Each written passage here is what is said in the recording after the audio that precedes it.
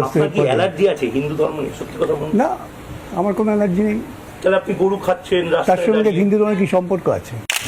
তাহলে আপনি গরু খাচ্ছেন রাস্তায় দাঁড়িয়ে, সম্পর্ক আছে? বিজেপির নেতারা বলছে ইচ্ছাকৃত করেন। বিজেপির নেতারা কি আদৌ জানেন হিন্দু সংস্কৃতি কি? আমি তো বারবার বলছি, বিজেপির নেতাদের জ্ঞানগম্যিটা হোয়াটসঅ্যাপ ইউনিভার্সিটি ভিত্তিক।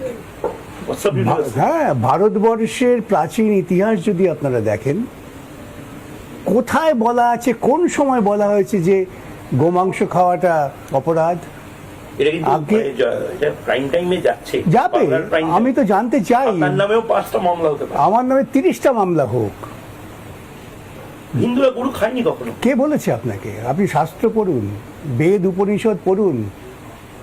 ব্রাহ্মণদের উপাদেয় খাদ্য ছিল গোমাংস, এবং সেজন্যেই আত্মীয়দের বলা হতো গোঘ্ন, অর্থাৎ আত্মীয় স্বজন এলে সেবা করার জন্য গরু মাংস সহজে। সাধারণ মানুষের সভ্যতার বিকাশটা তো মানুষ হয়তো আকাশ থেকে পড়েনি। মানুষ প্রতিদিন লড়াই করতে করতে এগিয়েছে, তার খাদ্যের প্রয়োজনে যা কাছে পেয়েছে তাই খেয়েছে। এটা তো বুঝতে হবে। সেটা না বুঝে আমি লাফিয়ে উঠলাম। ব্রাহ্মণ্যরা যখন এক জায়গায় তাদের ব্রাহ্মণ্যবাদকে প্রতিষ্ঠা করতে চেষ্টা করলেন যে আমরা ভিন্ন, তোমরা সব অন্তজ, তখন এই খাদ্যাভ্যাসের পরিবর্তনটা হতে শুরু করলো।